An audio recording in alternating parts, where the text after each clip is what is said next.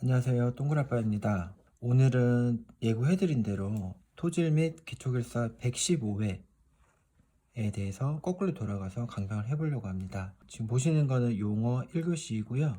우선 강평에 앞서 문제를 한번 읽어보도록 하겠습니다. 1번 붕괴성 흙. 이 문제는 원리가 약간 있는 왁구를 잡아가는 문제 유형이라고 할 수 있습니다.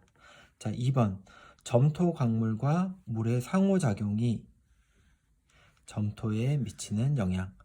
이것도 1번과 마찬가지로 점토와 물의 상호작용이라는 원리와 그리고 이 나머지 흐름, 그러니까 왁구를 어떻게 잡아가냐의 그런 문제가 되겠습니다. 3번 옹벽에서 다짐 유발 응력. 생소한 내용이기도 하고 그리고 요거는 약간 원리가 있고요.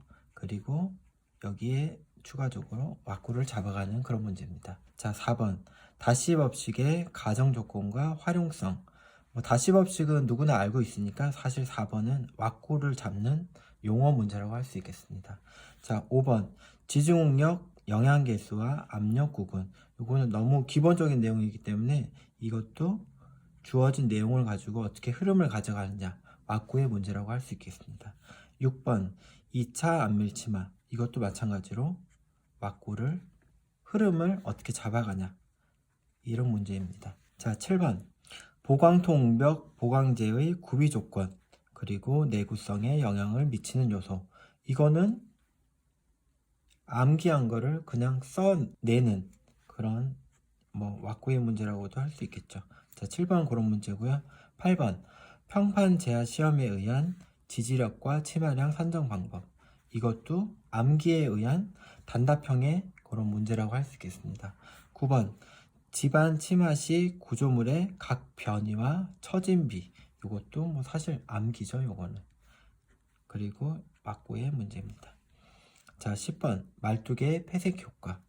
폐색 효과가 이제 개방이냐 폐색이냐에 따라서 원리가 약간 있지만은 그래도 요것도 왁구의 문제입니다. 자, 10번 암석의 클리프 현상. 요거는 이제 우리가 바로 이전 회차 풀이했던 120회 문제랑 거의 동일합니다. 요것도 흐름 또는 왁구의 문제라고 할 수 있겠습니다. 12번 석화. 석화도 마찬가지로 왁구의 문제라고 할 수 있겠습니다. 석화는 퇴적물이 퇴적암으로 가는 그 과정을 얘기하는 거고요.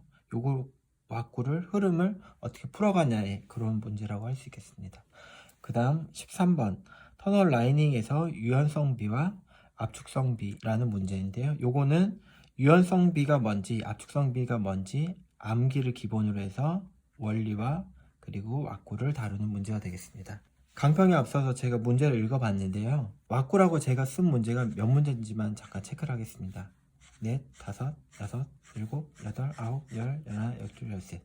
전부 다 왁구에 관한 문제입니다. 그래서 토질 및 기초결사는 보통은 용어가 합격 점수에 가면은 이제 토질결사를 합격을 한다라고 하는데, 토질결사를 준비하시는 분들이 사실 원리는 사실 저보다도 더 잘 알고 계신 분들도 많은데 이 왁구 잡는 법을 잘 모르세요. 그래서 이렇게 구분하고 나니까 전부 다 용어 문제는 원리가 잠깐씩 암기할 사항이 잠깐씩 있지만은 결국에는 왁구, 흐름, 대제목을 어떻게 잡아가냐에 따라서 용어의 점수가 50점부터 70점까지도 왔다 갔다 하시는 것 같아요. 자, 그러면은 강평에 앞서 한 가지만 더 그 난이도 평가를 해봐야죠. 그래서 115회 같은 경우는 솔직히 이 옹벽에서 다짐 유발 응력 이게 조금 애매한 문제였고요. 그 다음에 집안 치마 시 구조물의 각 변이와 처짐비 조금 애매했습니다. 그리고 마지막 13번 유연성비와 압축성비, 저는 일주일 전에 처음 봤습니다. 물음표 한 3문제를 제외한 나머지 10문제는 무난하게 쓸 수 있습니다. 무난하게 쓸 수 있고 왁구를 어떻게 가져가냐에 따라 점수가 40점에서부터 70점, 75점까지도 차이가 나는 그런 문제가 아닐까 생각을 해봅니다. 그래서 115회 용어는 난이도는 제 기준을 봤을 때는 중 정도가 아니었나 생각이 듭니다. 자, 그러면은 본격적으로 강평을 간단하게 시작을 해보겠습니다. 자, 붕괴성 흙은 제가 원리와 왁구라고 말씀을 드렸죠. 그래서 붕괴성 흙의 원리는 뭐냐면은 붕괴 포텐셜이라는 요 그래프가 있습니다. 그죠? 그래서 E와 로고 P 곡선이 있을 때 이렇게 갔을 때 E1, E2, 그죠? 요거는 0.2 메가파스칼 해서 붕괴 포텐셜이라는 원리가 있죠. 그래서 요 문제는 사실 이게 키워드가 돼야 되고요. 요 전후에 왁구를 어떻게 잡아가냐에 따라 점수가 차이가 엄청 나는 문제일 것 같아요. 그래서 붕괴성 흑은 정의 부분에 키워드가 들어가야 되는데요. 키워드는 물과 접촉 시 최적이 변화하는 그런 흑을 말합니다. 이런 키워드가 들어가고 붕괴 포텐셜이라는 이런 원리가 있고, 그리고 요 나머지 추가적으로 공학적인 특성이라든지, 제가 뭐 공학적인 특성 하면은 공학적 특성이 뭐가 있을까라고 생각하시기 전에 항상 전압투를 먼저 생각하시면 됩니다. 전단 강도 특성, 압축 안밀 특성, 투수 특성. 그래서 공학적 특성은 이걸 말합니다. 그래서 정의, 붕괴 포텐셜, 공학적 특성을 기본적으로 써주시고요.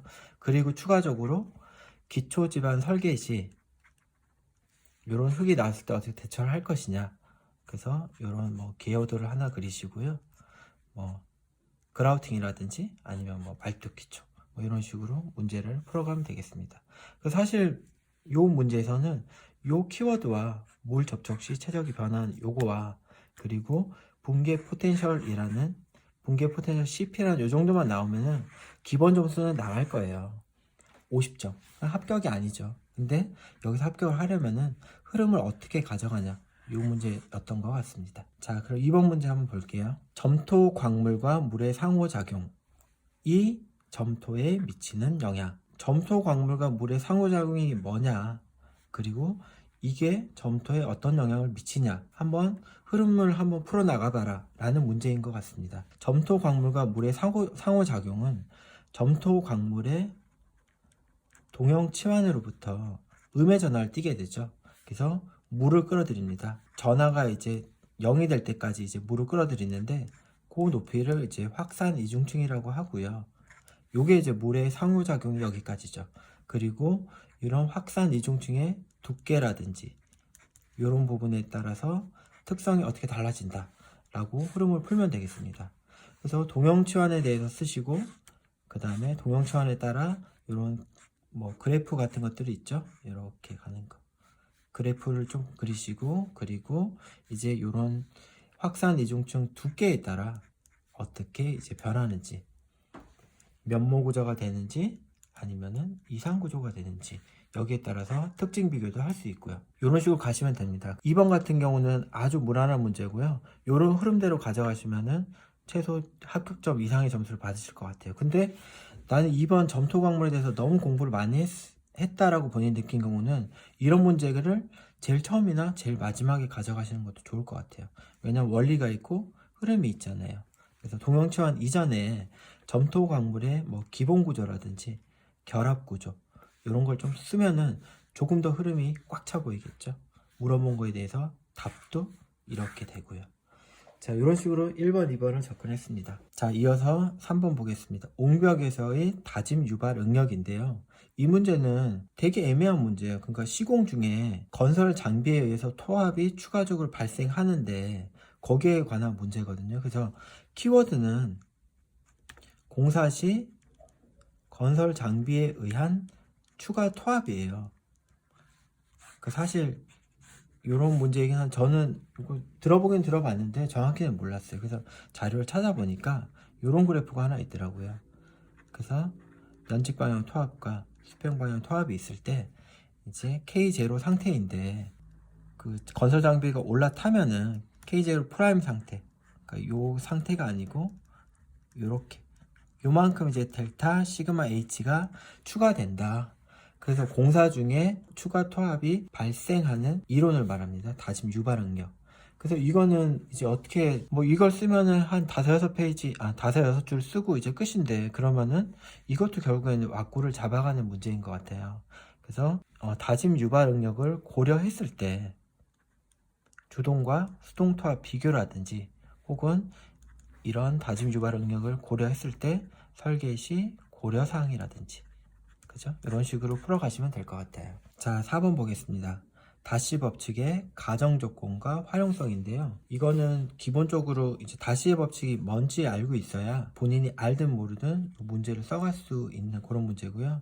다시의 법칙은 유량 Q는 속도 곱하기 단면적이죠. 그래서 이 V는 투수계수 K와 그 다음에 동수급이 I와 이런 식으로 구한다. 이게 다시의 법칙이고요. 가정 조건은 아마 알고 계실 거예요. 집안은 균질하고 포화되어 있는 조건이고요. 그 다음에 층류라는 조건이 있습니다. 근데 이 층류는 뭐냐면은 이제 층층이 이제 유속이 같다. 뭐 그런 의미인 것 같아요. 시간에 따라 이제 유속이라든지 방향이 변하지 않는 그런 흐름을 말하는데요. 층류 같은 경우는 레이놀즈 수가 2100 이하인 흐름을 말합니다. 그래서 레이놀즈 수는 혹시 아시는 분 계실지 모르겠지만은 점성계수 미우분의 물의 밀도 로에다가 속도 v, 특성 길이 l을 곱한 값을 말하고요. 그래서 2100 이하면은 층류고 반대 요거면은 이제 난류가 되는 거죠. 그래서 요런 게 평소에 본인이 조금 내공이 있으시면은 요걸 곁들여 쓰시면은 뭐 추가 점수가 팍팍 올라가는 그런 느낌이 들겠죠. 그래서 뭐 요거는 사실 못 쓰셔도 돼요. 요 정도만 쓰셔도 되고, 그 다음에 이제 활용성을 어떻게 흐름을 가져가냐 요 차이죠. 뭐 사실 용어는. 그래서 투수 개수와 관련된 모든 내용을 써주시면 됩니다. 유선망에서 유량을 산정하는 방법, 그 다음에 침투 속도를 구하는 방법, 그 다음에 뭐 파이빙이라든지 암메리로라든지 이런 식으로 쭉쭉쭉 내용을 써주시면은 4번에 대한 답이 충분히 되겠죠. 왁구의 문제입니다. 이런 문제는.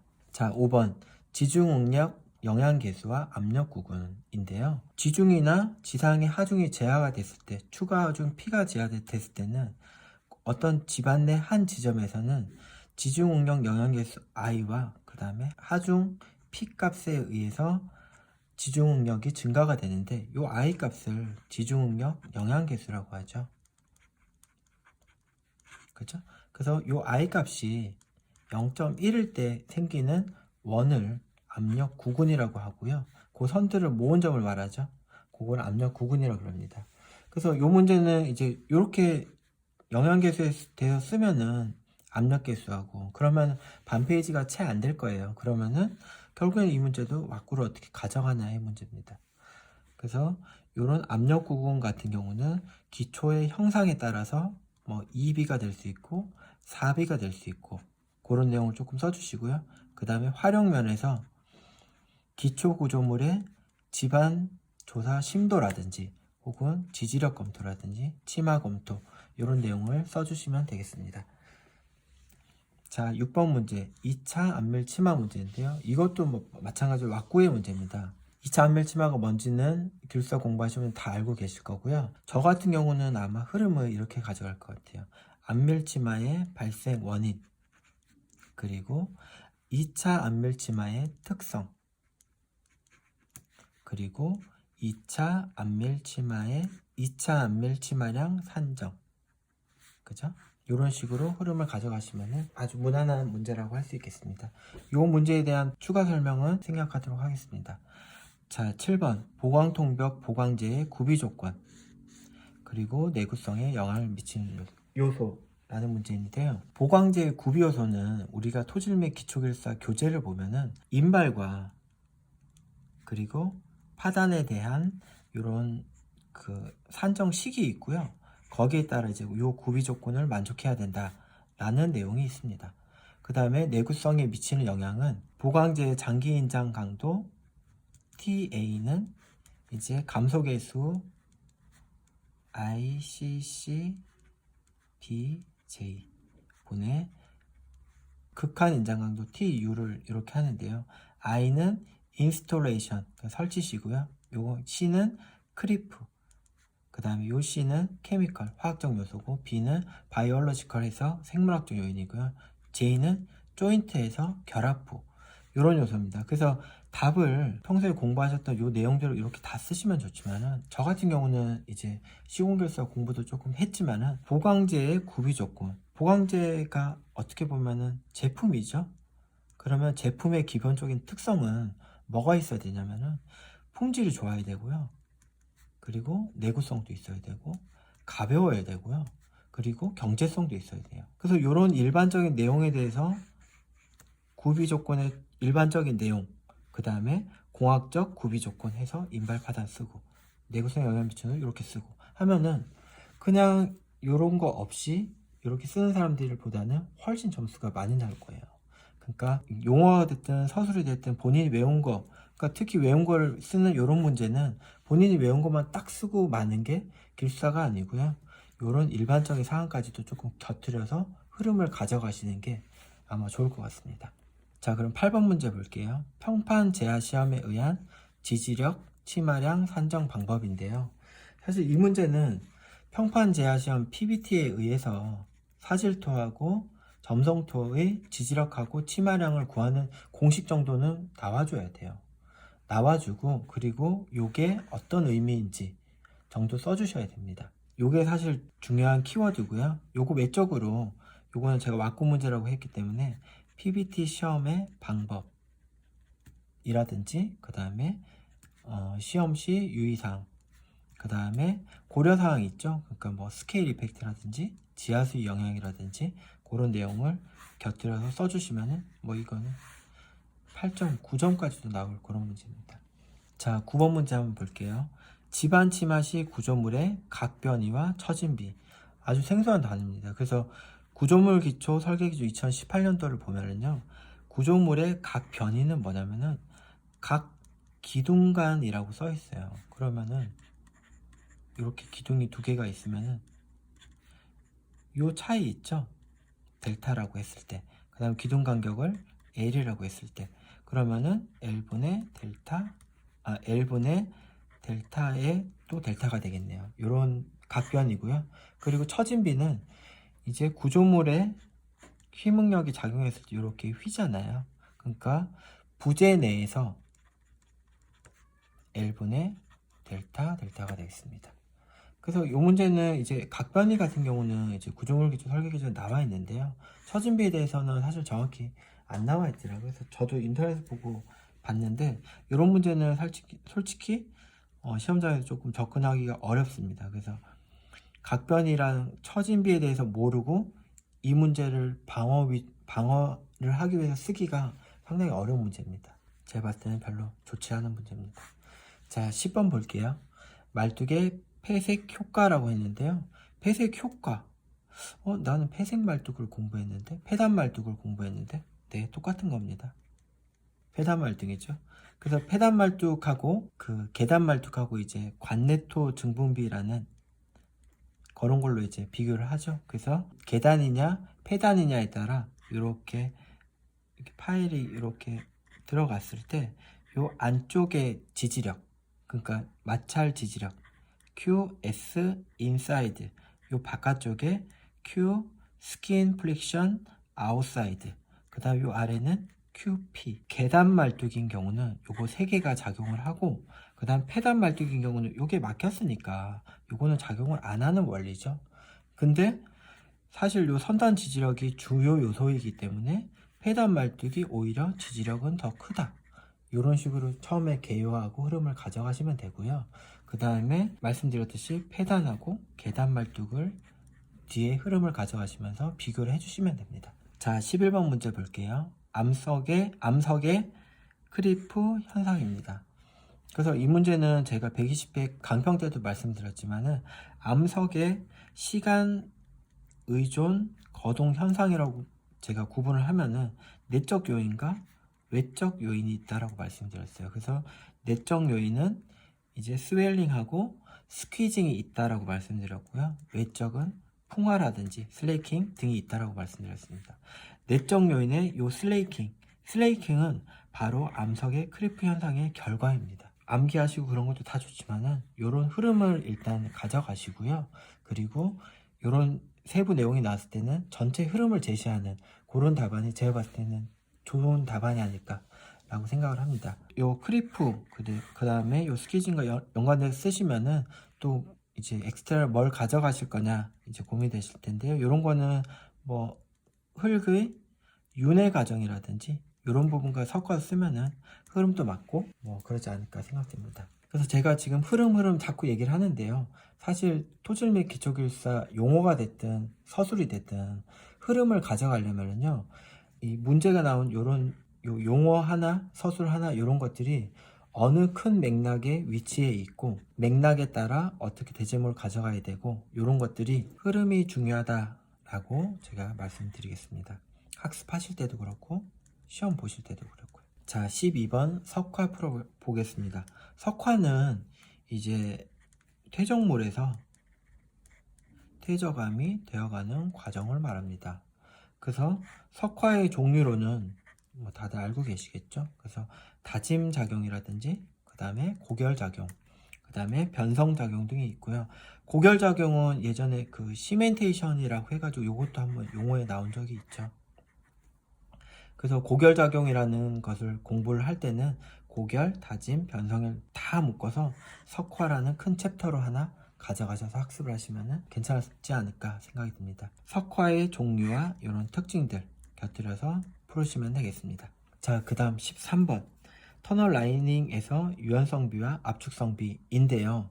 제가 요 강평을 앞두고 일주일 전부터 자료를 계속 찾아보고 제 친구, 동기 아니면 발주처 직원분들한테 이게 도대체 뭐냐라고 계속 자문을 구하고 있지만은 아직 사실 답을 못 구했어요. 그래서 요거는 나중에 제가 기회가 된다면은 추가 방송을 찍어서 이제 올리든지 아니면은 답안을 쓸 때는 확실한 답안을 써서 그렇게 제시를 하도록 하겠습니다. 그러면은 요번에는 뭘 하냐면은 요 13문제 중에 13번 문제를 어쩔 수 없이 선택을 해야 되는 경우는 어떻게 방어를 할까, 거기에 대해서 조금만 제가 해보겠습니다. 터널 라이닝이라는 전제 조건이 있고요. 그죠? 그리고 세부 문제가 있습니다. 문제를 푸는 게 당연하지만은 문제를 모를 때는 이 전제 조건에 대해서 사실 썰을 풀어도 무방한 건 아니지만은 방어 점수는 받을 수 있다 이거죠. 그래서 터널 라이닝의 역할은 구조적 역할과 비구조적 역할이 있다. 그리고 터널 라이닝의 변상 원인, 그 다음에 대책, 뭐 이런 식으로 가면은 최소한 방어 점수는 되겠죠. 그래서 역할에서 구조적 역할과 비구조적 역할이 있지만은 유연성 비와 압축성 비에 따라 구조적인 성향이 달라짐 하고 변상이 이거에 뭐 나쁠 때는 변상이 생기는데 뭐 대책을 그러니까 이런 방어를 할 수 있는 방법만 제가 말씀드리겠습니다. 뭐 나머지 문제도 다 마찬가지예요. 그래서 본인이 아예 모르는 문제여도 대충 이거 문제에서 주어진 전제 조건을 풀으면은 방어가 된다 라는 정도의 노하우만 알려드리도록 하겠습니다. 자, 115의 용어에 대해서 강평을 했는데 몇 문제에 대해서는 죄송한 마음이 들고요. 나중에 회차가 가면은 보완해서 완벽한 내용으로 강평을 할 수 있도록 하겠습니다. 자, 오늘 115회 용어 강평을 마치겠습니다. 고맙습니다.